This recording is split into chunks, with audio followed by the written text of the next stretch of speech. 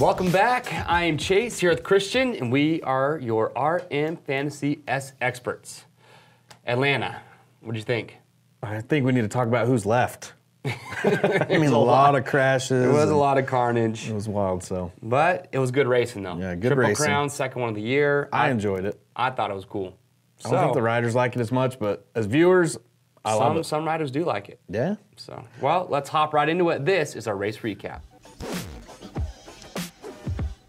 All right, man, so Atlanta, it's come and gone. Really wild night of racing, Triple Crown. I'm a big fan of those. I enjoyed it. One of my favorite races of the year. I'm not curious, do you guys like the Triple Crowns? Comment below, what do you think about them? But what are some moments that stood out for you? I mean, you go back to Craig getting 2 of the 3 hole shots was awesome. Stud. Baggett and Anderson battling, where Baggett passed him after the whoops in the first main. Tomac almost going over in the rhythm section, but doesn't lose time. Yeah, that was crazy. Okay. Pike and Webb getting together, Tickle's just collateral damage How about at that Pike's point. practice crash? Pike's practice crash, that was... The ground hurts. Yeah, he hurt the ground more than it hurt him, I think, but still. All right. And then Brayton, as he went over and won the first main, something was going on there. We got to zoom in on that. Yeah, so. we might have to take a second look at that. But injuries. Oh, we got a lot. So Justin Hill, Adam Enticknap called it last week and said he's not backing up anything yet, and Broke his toe. broke his toe. Yep. Seeley's still out. Barsha, Grant, Roxon, Bogle, Weimer, Baggett. He should be lining up, but keep an eye out for Had a him. hard crash in the third main. Yeah, but your overall results from the weekend, you got Anderson, Muscan, Tomac, Justin Brayton killing it, Christian Craig, and Blake Baggett coming in for the wild card. Now for stats. The average score was down 25 points, 0 perfect scores. And just to put that in perspective, we had 86 perfect scores by this time last year. I think this year we have like 3. We have 3. So It's been a tough year. And only a little bit less than 6% got the wild card right. So. Wow. So, well, there you have it. Those are the results.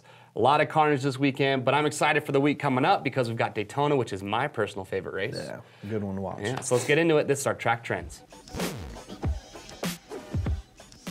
All right, so for round 10, we're headed to Daytona. East Coast. My favorite race of the year. It's your track. Let's hear about it. I love it. Well, so just keep in mind, too, it starts at 7 o'clock Eastern time, so it's going to be a little bit earlier race for some of you guys out on the West Coast, so get your picks in. The track is just unique. It's rough. It's super rough. It favors riders, or at least it has in the past, that are really good outdoors riders. So guys like Brayton probably aren't going to do as well this week because it's just the track breaks down so much. And if you guys have looked at the track map, I've watched it multiple times, you've got 2 big whoop sections. One of them, I think, has a dragon's back in the middle of it. Yeah, separating it out. Both of them are made from different types of dirt. So one's going to break down, one might be more like a real whoop. And then you've got the jumps that are slanted. It's just a really cool, unique track. I know, I like it. It's going to be fun to watch, no doubt. Every year it's got some surprises to it. But Tomac has won it 2 years in a row, going for his 3rd. Don't quote me, but I am not aware of any rider who has ever won Daytona 3 years in a row. I can't think of any either. So I think it's going to be good. It could bring some rain. You think, what does it say, 65% humidity? It could. Or 65 degrees. 40% humidity as of now. Oh, so okay. hopefully, I don't know. I kind of hope it turns into a bit of a mutter, but yeah. And Baggett, he's got the wrist injury right now. He's supposed to line up, but he did get his first podium back in 2015. And Tomac and Reed, the only current riders to have won there. Yeah. So. Now, and I will say, last thing is that of any race in Monster Energy Supercross, if there's one race that every rider would put in his bucket list to win, it's going to be Daytona. Yeah.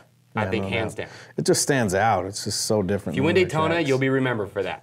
Yep. So and the fans are right down by the track, and it's an awesome deal. Cool. Kind of outdoorsy style. So there you go. Watch the track map. Remember, get your picks in early. But now let's get into it. This is our points battle. Okay, Daytona picks.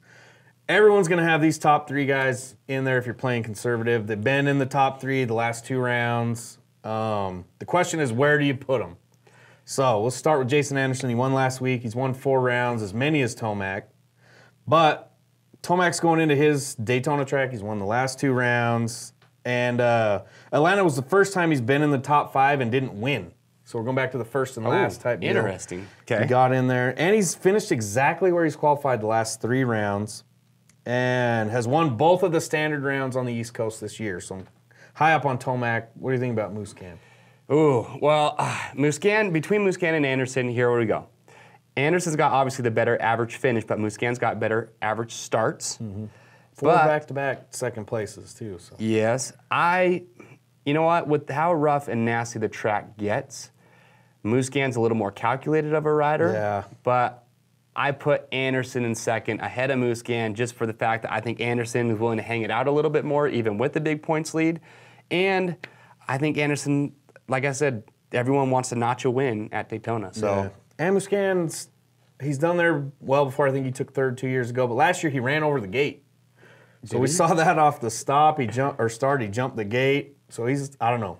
He might have a thing going there. All right. Well, I agree with you on Anderson above Musquin this week. All right. What do you guys think? Did we get it right? What do you think is going to happen this weekend between these three? Where do they finish on the podium? Because that's where everyone, for the majority, is going to put them. Mm-hmm. We see the picks. Yeah. They don't lie. Yeah, and we got 2 more spots to fill, 4th and 5th, which are probably going to be the hardest picks of the week. So let's get into it. This is our spoilers. Okay. Every week, there's always those riders that get into the top 5, low-picked riders like Christian and Craig did last week. So we got our list of spoilers, we like to call them, that could break into the top 5. You want to take a gander at them. First of all, what do you got to say about Justin Brayton? Look, I know there's a lot of people out there that are high on Brayton, okay, and they're celebrating like he was after the first main. Yep. But you got to remember, Brayton has not done well in the standard rounds this year. He's done well in the Triple Crowns. Only top 5s in the Triple Crown. Admitted he does not do very good on rough, ruddy tracks. Throw him out. Throw him out. He's out. Do not put Brayton in your top 5. Okay, let's get into the rest. Brock Tickle, as you like to call him, collateral damage. Just in the wrong place at the wrong time. But he wasn't 2 top 5s before Atlanta. And hopefully he bounces back. He didn't get hurt. He just kind of had a bad night. All right. So then we moved to Dean Wilson. He's been improving all year. His last 4 finishes, 8-7, 8-9. And in the last 2 East Coast rounds, he's finished 1 spot behind where he's qualified. So he's one you want to watch qualifying with. Christian coming out of nowhere, Craig. We didn't expect him to do that well. He pulls 2 hole shots. You know he's going to be up there in the front. Getting a good start. He did lose like 5 positions in a couple corners in the first main, but that's all right. He's still killing it. If he's pulling starts like that on that 450, he just got his contract extended. Watch out for that, man. Right on. Now, Webb, okay, his average finish on the West Coast was 11. He is at a 5 right now on the East Coast. Yep. He just got 2nd place. He's been getting good starts. I have Webb in my top 5 this week. I do too. I'm on the Coop Troop officially. Now, Baggett, he was in line to get 2nd overall this weekend, but he had a crash. Tearing it up. He's been killing it. His starts are on point. He is known for outdoors rider, but clearly we know he can tear it up in Supercross. So his Triple Crown starts 3-4-2. I think Baggett is licking his chops for this weekend. It all depends on that wrist. Yep. And now Pike, okay, Pike has not gotten the top 5 since the Triple Crown A2. Yep. However, he's always there, and you can't cut the guy out, especially with all the riders that are out right now. I don't see a reason why Pike's not in the top 5. I mean, he's going to be there somewhere. Yeah. There's no crash that can take that man out, so. It's very true. Yeah. I don't know. The only guys up here, out of everyone up here, Tickle's the only one I feel like kind of a wild shot for the 5th place. What do you think? I could see that. I do definitely lean more towards Webb and Baggett for this round. All right. So now we got to talk about it because the wild card this week, 12th place? 12th place. It's back there a bit. It is back there a bit. So let's get into it. This is a wild card watch. All right, so for this week's wild card, we got 12th place. Now we've got some options up here on the table. I always want to give you lots of options, but first one we'll talk about is Weston Pike. Now, Weston's the only rider who's actually finished in 12th more than once this year. 3 out of the last 5 rounds he has. However, don't do it. Yeah. He will find you. I don't want to tell him I put him in 12th now. All right, but there are some interesting stats. Now, Chad Reed, I think he's a good place for 12th, or a good pick for 12th place. His second home in Florida. But we have 2 riders that have finished between 11th and 13th 4 times this year. That's Malcolm Stewart and Vince Freese. Yeah, I like him. I like him about that range. Chisholm, he's done it 3 times, and Chisholm's taken 13th the last 3 rounds. He's qualified about the same spot. It's like no matter what happens, he is right in that range. So. And the rider that once was Bloss? The once was Bloss, now is found somewhere around the 10th place range. Had his best race of the year last week. So. Yep. So out of these riders, though, I'm leaning these 3. If Chisholm's qualifying about that range, I might lean his way. But I don't think you can go wrong anywhere with these guys. I think Malcolm is kind of a home race for him. I think he's better than 12th this week. That's just me. And it's only happened 2 times where the rider who's qualified 12th has taken 12th. Really? So don't bank on that. And the average of the rider who's taken 12th all year is qualified about 14th. So Okay. something to keep in mind. I got my eye on the 11 this weekend. I do too. I'm feeling good about it. All right. Well, coming up next, we got to get him on the phone. He is our one and only, the people's champ, Mr. Adam Enticknap, the 7 Deuce Deuce, and he's going to give us some cool information about this weekend's track, about what he feels with that points battle. So let's get into it. This is Between Two Berms with Adam Enticknap.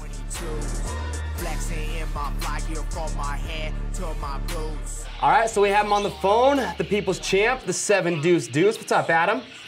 What up, boys? So you're at the airport right now getting ready to fly out to Florida, huh? Yeah, I got a nice short flight right over to Daytona. Nice. I'm kind of not too happy about it, but it is what it is. Right on. All right, man. Well, we have a couple questions for you this week. My question. Obviously, Tomac, Anderson, and Musquin are going to be your top 3 guys. If you were to put those 3 riders on the track at Daytona with nobody else on the track, just those 3, and they do a 20-lap main, who's your top 3 in what order? I'm going to go with Tomac first, hands down. You know, you're going to have to look this weekend to see if something happens to Tomac. But if everything goes easy breezy for Tomac, no crashes in practice, I'm saying Tomac's an absolute shoe-in for that top spot. He's won it 2 years in a row. Second and third, I'm going to say right now, I'm actually going to go Marvin and then Anderson. I think after last weekend with Marvin, you know, he just showed some raw speed and some drive to get the job done. So I'm saying that I'm going to go with Eli, Marvin, and then Jason in the third spot. I think Jason has the speed, but right now I just feel like Marvin has that little bit of extra motivation to get the job done. I wonder if this could be the first race Anderson finishes outside the top 4. It's a scary-looking track. No, he won't finish outside the top 4. Anderson seems to me like he's a changed man. He's matured so much this year, I feel like. You can kind of tell with his riding, you can tell with his style. He's been up front every race, and if he's not up front, he makes it up front. So don't count Anderson out of the top 4, no way. But, you know, you never know what's going to happen. It is riding dirt bikes. But, man, Jason has been so solid this season, I really would not put him out of my top 4. All right. No. What do you got, Christian? Well, the wild card is 12th place this week. Kind of a tough one. Who are some riders that stand out to you? Some riders that stand out are obviously Tyler Bowers, Vince Freeze, and another guy that you really want to look at for this weekend is Kyle Chisholm. Yep.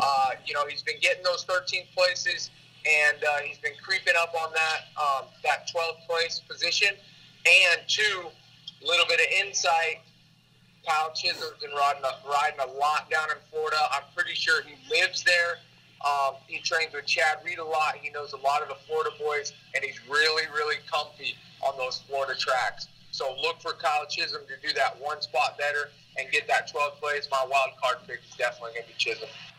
That's what I got too, so I like it. All right. Well, there you guys have heard it. So Daytona this week. So you've got Tomac, no questions asked, barring something really weird happens. Question. Yeah, straight up. Okay. And then you've got Musquin and Anderson and Chisholm for your wild card. Absolutely, boys. All right, man. Well, hey, we appreciate it again. Thanks for the insight. Yep, we'll see you in the main this week. Safe travels and put it in the main. Yeah, absolutely. Thanks, boys. I appreciate you having me on. All right, we'll see ya. Bye. That's interesting he puts Marvin ahead of Anderson. I still kind of lean Anderson's way. But Anderson, I just don't think he's going to push it that hard, especially on a track that we've seen like Daytona that just gets so ridiculous. So, but at least he brought up Chisholm, who I was thinking of, so I feel a lot better now. I like that guy. He's cool. All right, well, you know what time it is. Time to lock him in. Let's do it. When it comes to locking it down for Daytona, okay, you're looking at a perfect score right here. Tomac to win, Jason Anderson second, Marv throwing him in there, staying conservative with the podium. Blake, he crashed before and came back and took third. The wrist hinders him maybe a little bit, but it's his track. I'm joining the Coop Troop. He's my guy right now, 5th place. Kyle Chisholm, 3 straight 13ths. He's going to move it up to at least 12th this week. So I'm glad you're so humble about your picks this week. I got to change it up. It's just bad right now. All right, I'm kind of close, but I'm going to take a bit of a gamble. I've actually got Coop in 3rd. I've got Moose Scan in 4th. Blake, I just don't know what's going on with that wrist. Maybe you have to check qualifying, but as of right now, I've got Christian Craig in 5th because I know that guy can get starts. Saw him racing 450s and outdoors last year. He was killing it. And yeah, I'm with you. I think Chisholm is a good spot for the wild card.